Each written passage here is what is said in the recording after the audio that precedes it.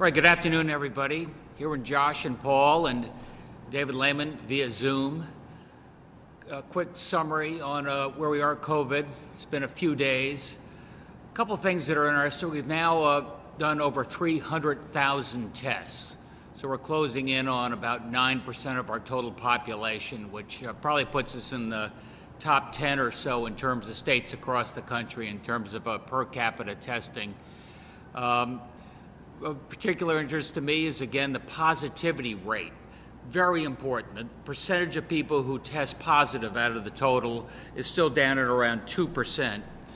If you look at what it's been historically, you look at 44,000 tests, 345 positive cases out of 305 tests performed, that's about 14%. It shows you our trend is in the right direction. Total hospitalizations, that trend continues down.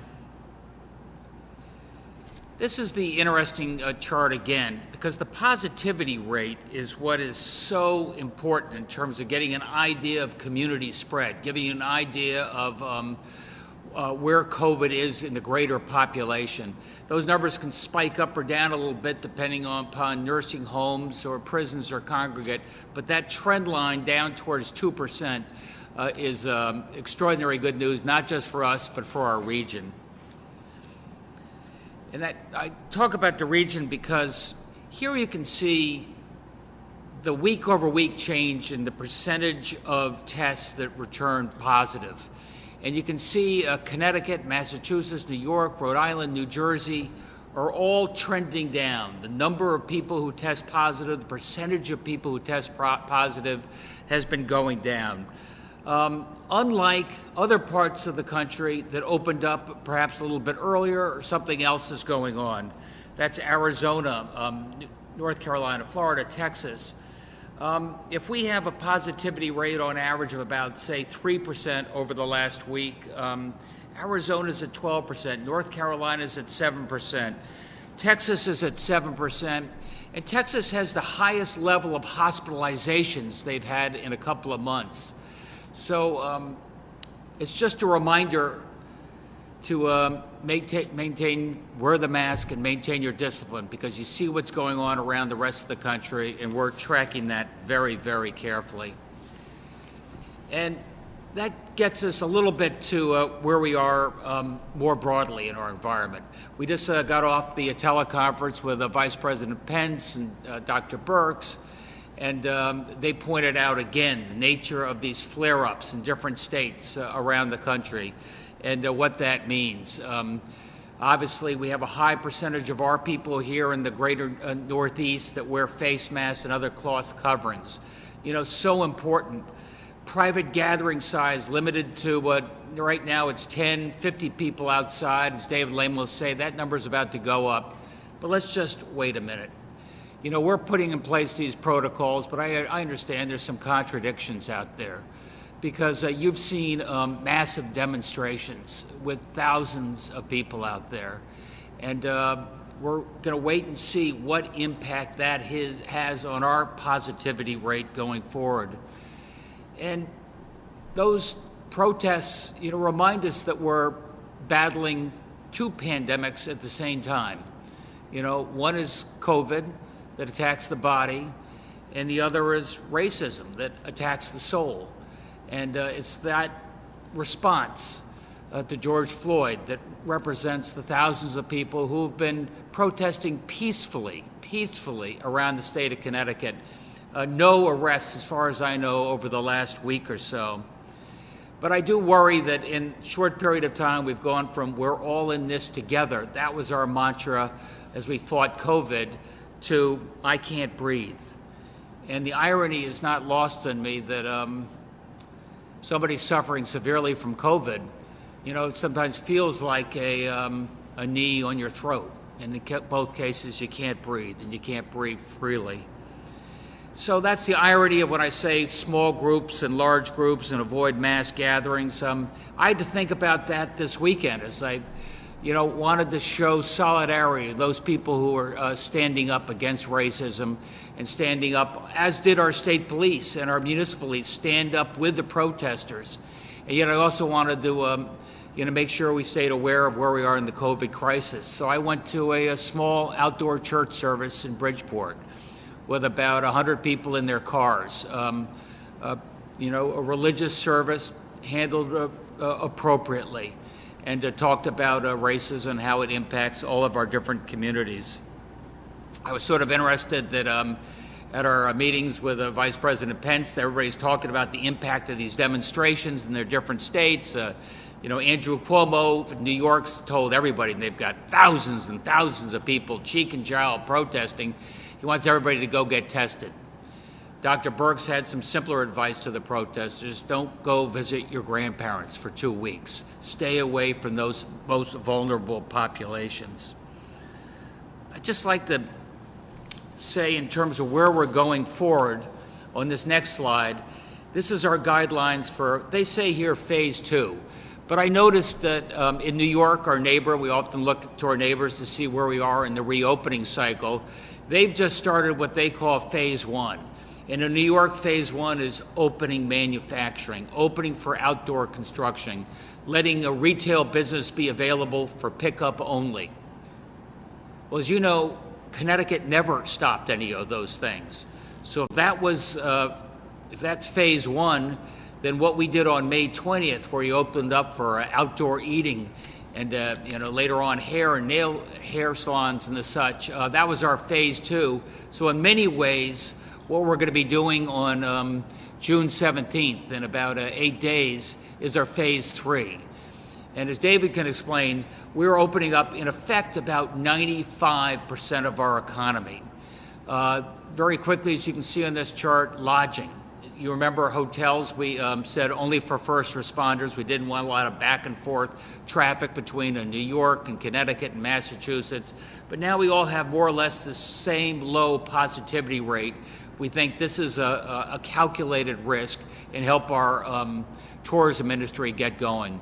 Sports, gyms, pools, you understand what that means in terms of back to a new normalcy. Outdoor amusement parks. Some of these are large amusement parks, and David Lehman has been invaluable working with all the folks in these different trade associations, coming up with the protocols that make sure their employees are safe and give the customers confidence they can get back.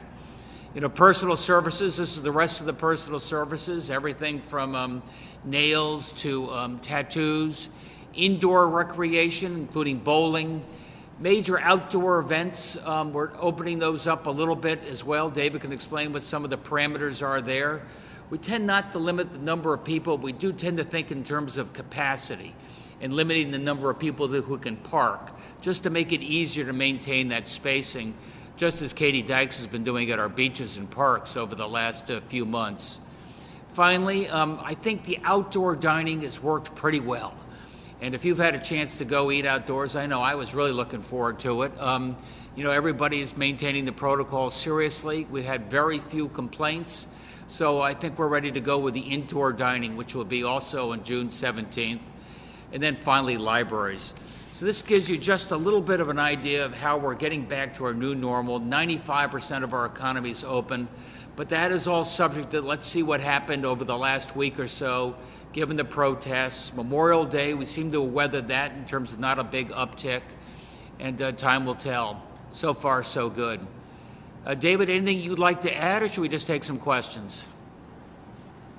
No, Governor, I think you said it well. As you mentioned, this really is the big phase of our reopening. There is a considerable amount of businesses that are going to be open. There is a third phase in mid-July that we're also anticipating. But after June 17th, the vast majority of our economy will be up and operating. Eyewitness News. Yes, Governor, just wanted to ask, as we look forward to phase 2 of the reopening, where do we stand on the testing? I know that you mentioned that we've done around 300,000 tests so far. Are we meeting that 100,000 per week metric? Why don't I let Josh Jabal, our testing czar, answer that question? Yeah, thanks, Governor, and thanks for the question. So we have successfully scaled up our laboratory testing capacity to well over 100,000 at this point. And, as the Governor mentioned, we're in the top 10 states in the country per capita in terms of the testing that we're doing, and our positivity rate, as he said, is low and continuing to trend down. We are reevaluating how we deploy some of those tests based on some changes in CDC guidelines.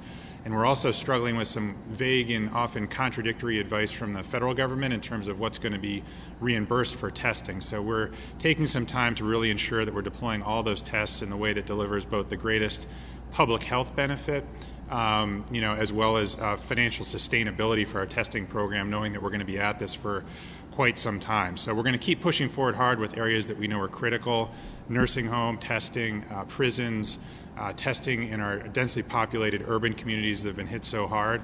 But in some other areas, we may be dialing back a little bit where we don't see as much public health benefit. But we've got the capacity created that we need to ensure we can meet the public health challenges. News 8.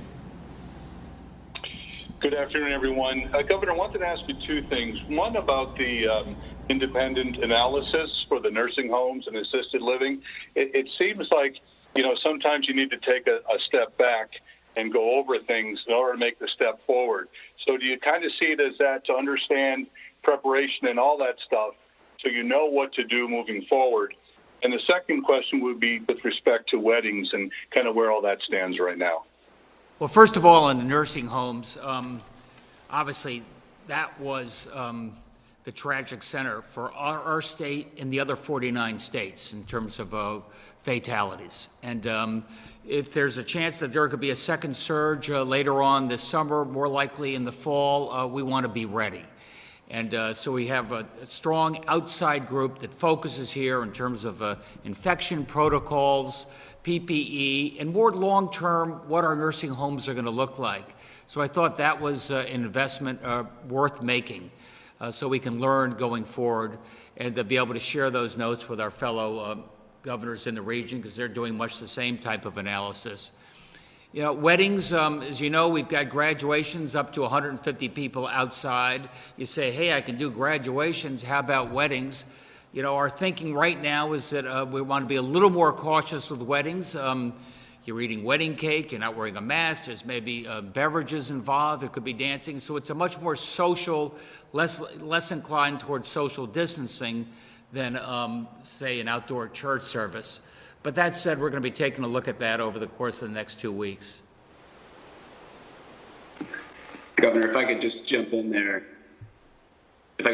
quickly. I was on with the event industry this afternoon going through this. And as you mentioned, in phase 2, 50 person outdoor events, including weddings, will be allowed. And then in phase 3 in mid-July, we anticipate that number going to 100. But that is something we need to give a further look to, not just outdoors, but indoors, giving some sense of what type of capacity, perhaps with a cap, can be done, whether it's in July or beyond indoors. So we're actively having dialogue with the industry there, and we're going to try to provide as much clarity as we can. News 12 Connecticut.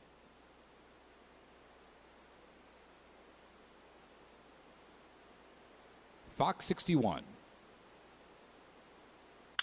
Hello, two questions this afternoon. First of all, for the governor or the commissioner, we saw the date for the reopening, the phase 2 coming, moved up a little bit to June 17th, but we only just got guidelines over this past weekend for what businesses need to do to have that certification to reopen. Do you think that's enough time for businesses to address everything that they need to do in order to get back to business? Go for it, David. Sure. It's a great question. I do is the short answer for really a couple of reasons. One of the concerns we heard in phase 1 was the availability of PPE and disinfectant cleaning supplies as well. And we've really seen that market loosen up. There is a lot of availability. It's easier to find, and there's less lead time that's needed. So that was a concern before, but I think it's less of a concern right now. And secondly, a lot of the guidelines that we put forth as it relates to hygiene, mask wearing, up to 50% capacity, that's consistent in many ways with what we did in phase 1. So I think a lot of businesses saw the phase 1 guidelines and anticipated something very similar, which is what we delivered over the weekend. So businesses are eager to get back to business here on the 17th of June, and I think they're ready. And the second question for the governor, we've heard a lot with the protests over the weekend and even last week that there were calls to either defund or disband police departments right here in Connecticut. What's your stance on these calls, and should any Connecticut police departments be defunded in your view? No, I don't think we should be defunding. But what I think many of the protesters mean, and I think rightfully so, is that we consider a police response the answer to a broader and broader variety of societal ills. And in many cases, you may find that it's a social worker. You may find that it's a mental health expert. You may find that it's an addiction expert. And we're asking our police to solve all these, where in fact, I think we need other folks who can get involved in the community to make a difference. That's why our community liaison is going to be a bigger piece of our portfolio going forward. Thank you. NBC Connecticut. Regarding George Floyd and the protests around the state and the country, Governor Cuomo called back the legislature in New York this week, looking to pass several bills banning chokeholds, prohibiting false race-based 911 reports. Governor, are you planning on doing anything similar? We're planning to do something similar. Paul's in conversations with the legislative leadership, coming up with a program that a legislative agenda that makes a lot of sense, and criminal justice reform and police accountability will be at the top of that list. Is there a timeline on that, and would you be looking to ban chokeholds in the state? Yes is the answer to the second question. What's the first question, Paul? In terms of timeline, we'll be setting the timeline once we are in full agreement with the governor, with the legislative leaders on the actual bill. But we are working in earnest, working with the Legislative Committee of Cognizance as well as legislative leaders. So we'll have more details on when the governor will officially call them back into session, but that is the governor's intent. And then for Josh, regarding contact tracing, where do you think stand there? Is it in line for the phase 2 reopening? And then for the nursing home report, could there be any disciplinary actions coming out of that? So on the second question first, we'll unlikely. I mean, I think this is an opportunity to learn, right, what we can do, what we did right, what we can do better, preparing both for a second wave and looking longer term. With regards to contact tracing, the team continues to make great progress, bringing on local health departments, bringing on more volunteers, continuing to ramp up. We hope to have our first snapshot of the metrics around that by midweek, recognizing that some local health departments are going to stick with their local processes in the short term, so we need to be able to consolidate all that data to see all of the contact tracing that's going on across the state at this point in time. Thank you. WTIC 1080 News. Hi, Mr. Governor. Having listened in on the police task force earlier, I know you were on there for a while. Some of the recommendations the task force has are getting officers to listen more and listen better, to de-escalating situations, all the way to eliminating police chases in cases of there's an equipment problem or something, dented fender, something like that. What are some of the top things that come to mind for you that you'd like to see the task force suggest? Well, thank you for that question. First of all, the legislature made a great, important down payment, I think, on police accountability.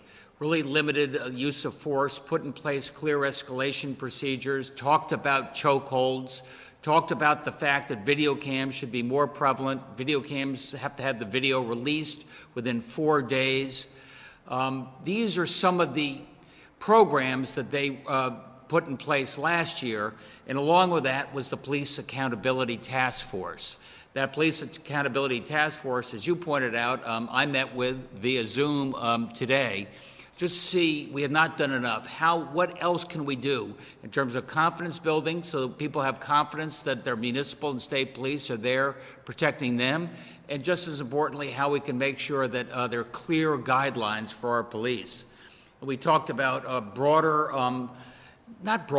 required use of video cams, required use of body cams, making sure that that is available to everybody, that they use those. Perhaps we monitor those on a more regular basis. We spent a fair amount of time talking about, and I know James Ravella over at the state police is already planning to roll this out, again, community liaisons, so that each and every one of our troops has a close relationship with the community leaders spread across, different segments of the community.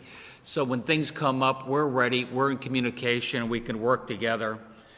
And finally, I've been thinking about what are the rules of the road for bystanders? In particular, those cops who are standing by. You saw what happened with George Floyd. I saw some police just standing by, not getting involved. What should be the consequences for them? That, more broadly, training will be some of the different programs and ideas and recommendations that come out of the task force. And I think you're going to see another bill, as we talked about before, coming through the legislature, informed by that task force.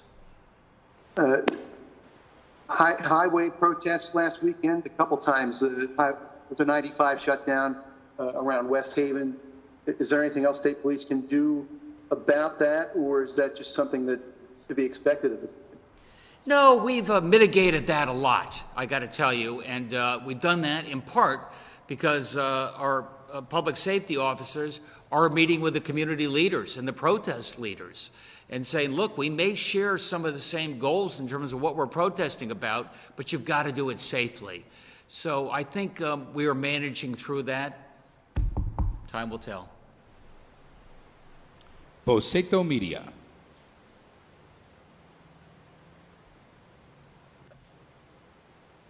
Associated Press.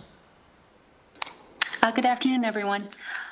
Governor, there's a national group that represents assisted living facilities, and they're seeking $5 billion in federal emergency funding, saying that nursing homes have received this money to help pay for PPE and testing, but they haven't. I know a large chunk of Connecticut's share of the CARES Act is going to nursing homes. What about assisted living facilities, and will that be part of this analysis? Why don't you take that, Josh?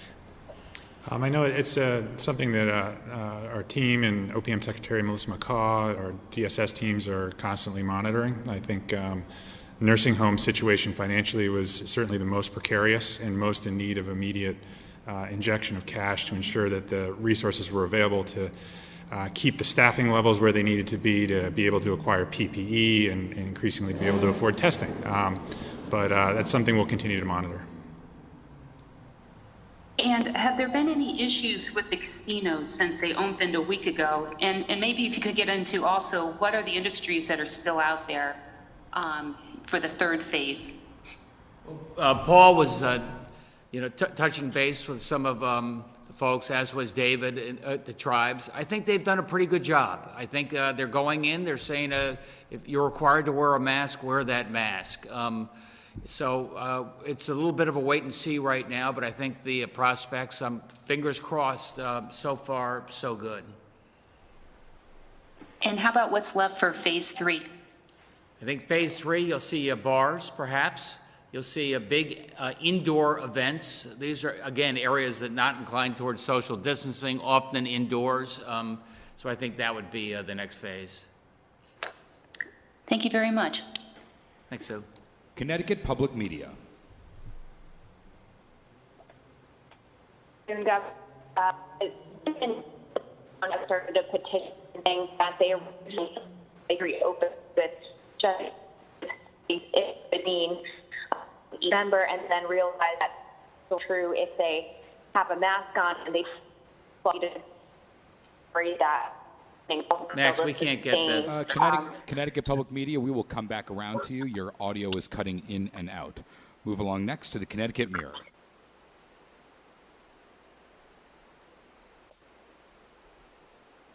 Connecticut Mirror.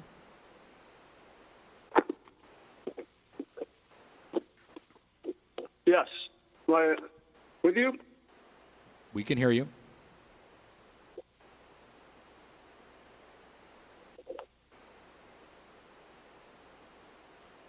Move along next to the Hartford Courant. Hi, this is Emily Brindley from the Courant. My first question is about nursing homes, which I know you've touched on a bit already here. But can you explain, just kind of from the beginning, why you decided to do an independent review now and what exactly you're hoping to learn from it? Sure.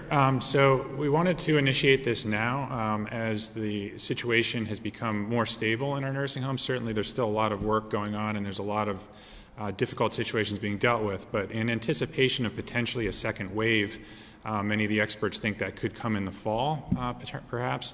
We wanted to do this work now to see what we could learn as quickly as possible in terms of what worked well, where we can improve, and what we can learn from it, so that as we get to the second wave, we can put as many of those recommendations in place as possible to try to prevent similar impacts as we saw in this first wave.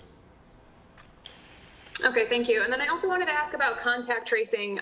For the second phase of reopening, it looked like your goal was to do contact tracing for about 50% of cases.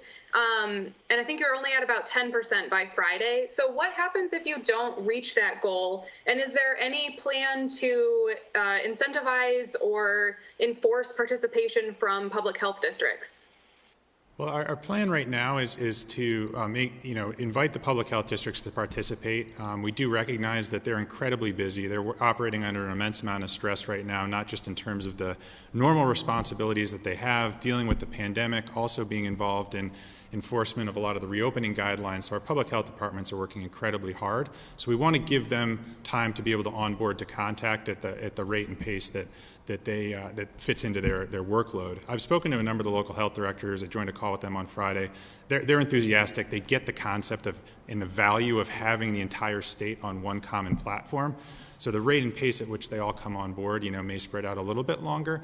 But that 10% number you cited doesn't include the contact tracing that is already happening at the local level. That's just what's in the contact platform. So as I mentioned on a previous answer, one of the things that we're doing is we're going to survey all of them to find out the additional contact tracing that's happening locally. Like New Haven was very early to this game and stood up a big local operation, so we'll have to consolidate their numbers in a couple other local health departments to get a full statewide view. And do you expect that full statewide view, do you expect that to reach 50% of contacts as the second phase goal is? I'm not going to predict on that one. We'll see the data later this week. Connecticut Public Media.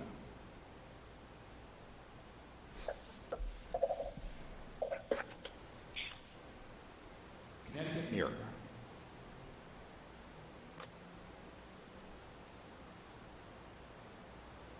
Hearst, Connecticut Media. Hey, thanks, Max. Hi, Governor. Sorry I didn't make it down to the Iglesia Bautista Emmanuel Church with you yesterday. Could you talk a little bit about what the parishioners there were concerned about as far as the police brutality and racism and the like?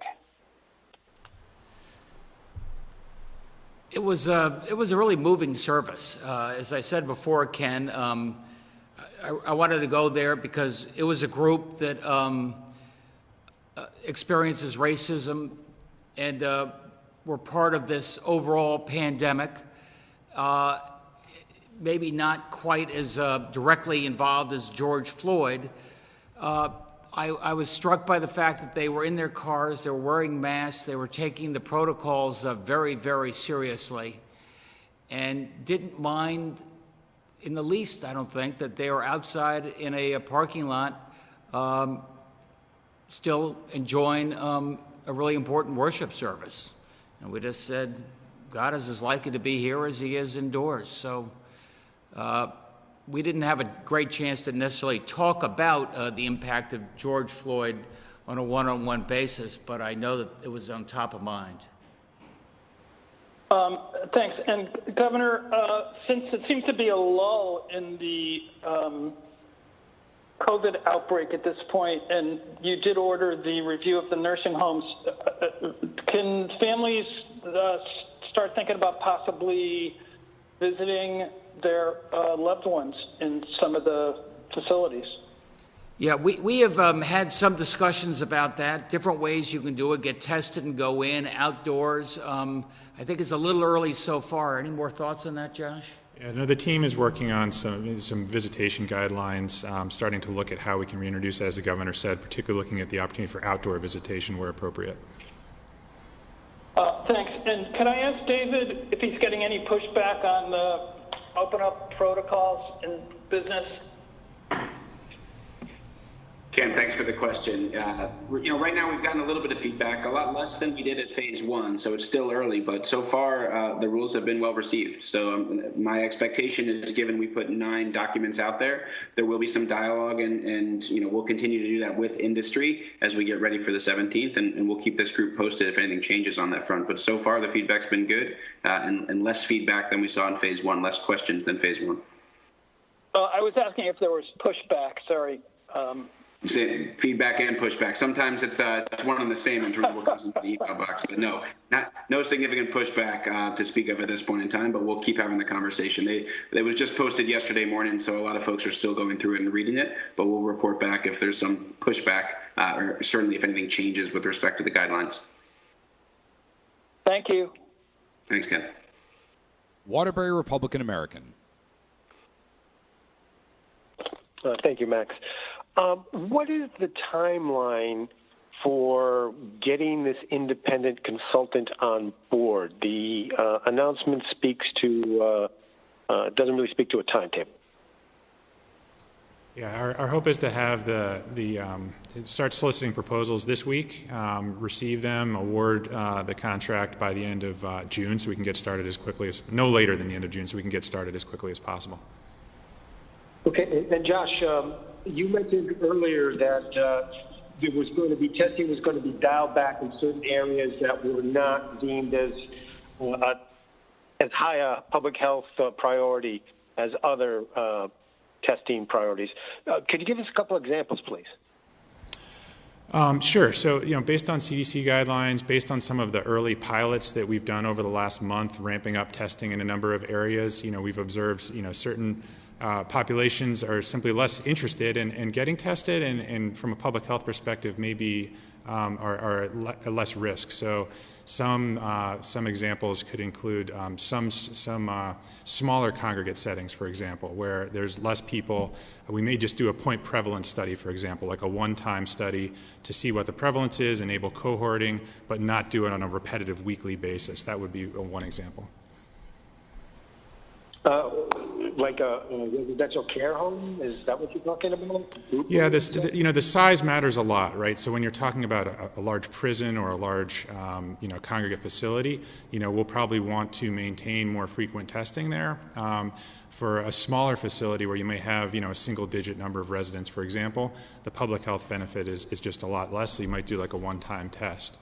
And that's based on guidance we've seen from the CDC. Another element of this is that new guidelines that have come out that said if you test in one of these facilities completely negative for 14 consecutive days, so all residents, all staff, if you test negative for 14 consecutive days, then you can pause the testing. So that's another area where we know that we already have a number of homes that are in that category that may not need repetitive testing. Okay. And then I do have just a final reader question. I don't know who would be positioned to handle it, but it's from a mother whose daughter is out of work and on workman's compensation, and she's questioning why her daughter doesn't qualify for any assistance like the extra $600 federal pay-up for unemployment benefits. She says this is another group of people that are forgotten. Well, yeah, no, Paul, as you probably know, each individual person's situation is individual and to that individual. So if you feel free to send us a note offline, we'll be happy to have the DOL team look into the situation further. Okay, so that might be a better question than for folks at DOL, right? Correct. Okay, so that's on Thursday. Thank you. CT News Junkie. Thanks, Max. Nursing home staff started getting tested this week. Do we know how many of them have tested positive, and if it's created any staffing shortages? Well, nursing home staff testing has been going on, at some homes. Took the initiative to get started on this several weeks ago. We have not had any reports of staffing shortages as a result of that at this point. But yes, you're right. It will certainly start to really accelerate this week based on the governor's executive order, one of the first states in the nation to take such an action to mandate staff testing. But the team is, one of the reasons we gave some time to phase this in over the next couple of weeks is to ensure that the homes are prepared and that we're prepared to help them if there are staffing needs that arise. Okay. And the inspections by DPH and the National Guard, are those still ongoing? Yes. And will we have access to the independent review? Yes. And is the state going to continue using nasal swabs to test nursing home residents? We are piloting saliva-based sampling as well. We actually have the first lab in the state that has submitted for federal approval to use saliva as a sample, which will make it easier in many cases. But for now, we're continuing to use the swabs. Okay, and I know that we know how many tests we've given. Do we know how many individuals have received those tests? How many individuals? I'm not sure the difference between the two. How many tests, like the 300,000 is the amount of tests that Connecticut has given, but one individual could have received many tests. I understand your question now. I don't have that number at hand, but we can see if we can find that for you. Okay, thanks. The Day of New London.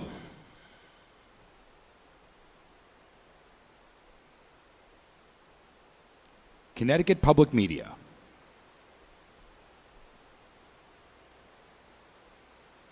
The Connecticut Mirror.